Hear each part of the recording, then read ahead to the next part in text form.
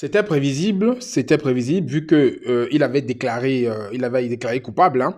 Donc Samuel Eto'o, le 9, le président actuel de la Fédération camerounaise de football, le 9 majuscule comme on dit, a été condamné par le fisc espagnol, par la justice espagnole, à 22 mois de prison et a payé une amende de 3,8 millions. Donc lui et son agent doivent payer cette amende-là.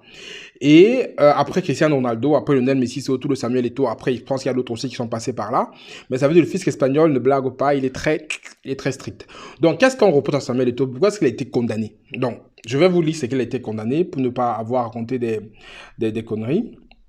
Donc, il a été condamné à une amende et à une peine de 22 mois de prison, mais il ne sera pas incarcéré parce que les peines de 24 mois ne sont pas exécutées en Espagne. Ça veut dire qu'il est condamné à ce qu'on appelle sursis, donc il n'ira pas en prison, ce qui est tant mieux.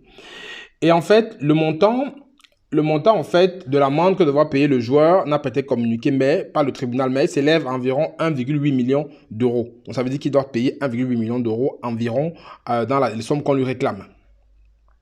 Donc, ça veut dire que lui et son ex-représentant, José Miralles, avec qui ils sont aussi en conflit, parce que il accuse son ancien agent de l'avoir abusé, en fait, d'en avoir mal géré son argent qu'il a gagné pendant sa carrière. Donc, qu'est-ce qu'on lui reproche une fois? On lui reproche plusieurs délits. Donc, on lui reproche, en fait, d'avoir mis en place un montage pour moins payer d'impôts sur ses droits à l'image. Parce que vous savez que les joueurs de foot ont droit à l'image, en fait, qui est comme un revenu pour eux. Ça veut dire pour qu'ils passent dans les médias, pour qu'ils passent, ils sont affichés un peu partout. Il y a des sociétés qui les payent pour pouvoir exploiter leur image. Donc, dessus, il lui reproche deux principales choses. La première chose, c'est qu'on lui reproche d'avoir fait un montage financier avec une partie de ses revenus qu'il a fait déclarer dans une société en Hongrie, où le taux d'imposition était l'un des plus bas en Europe. Donc, ça veut dire qu'il a fait ce montage financier, une partie de ses gains issus de son revenu à l'image a été gérée par une société en Hongrie. Et une autre partie a été gérée par une société en Espagne. Donc, il a, entre 2006 et 2009, reparti ses droits d'image entre ces deux sociétés-là. Donc, en Hongrie, le taux d'imposition était bas. Donc, je pense que ça a été reconsidéré. Et en Espagne, ils ont plutôt déclaré ça comme impôt sur les sociétés, au lieu de déclarer ça comme impôt sur les revenus.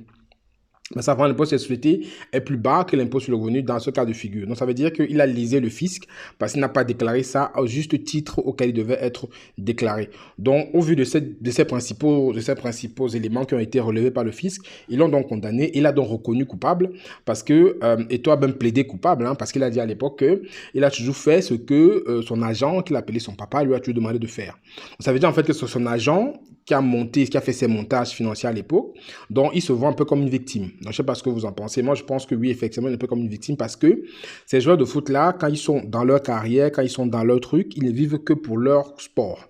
C'est-à-dire, il se lève le matin, il va s'entraîner, l'après-midi il s'entraîne. En fait, il ne pense pas trop à gérer ses affaires qui sont à côté. Et moi, je suis convaincu, et je pense que c'est pour ça aussi qu'Eto'o est en train de poursuivre son agent-là, qu'il a été certainement mal conseillé, voire abusé. Après, ça me fait sortir dans une question que je vais vous poser. Est-ce qu'aujourd'hui, c'est pas le premier cas que l'on voit? Il y a plusieurs sportifs comme ça qui ont été soit abusés par leur agent, soit abusés par leur femme, soit abusés par ceux qui géraient leur carrière. C'est très fréquent dans le monde du sport.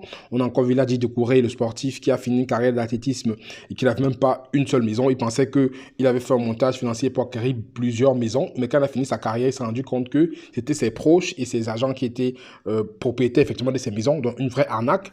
Le reportage a fait beaucoup de sensations à la télé qu'on a suivi ça.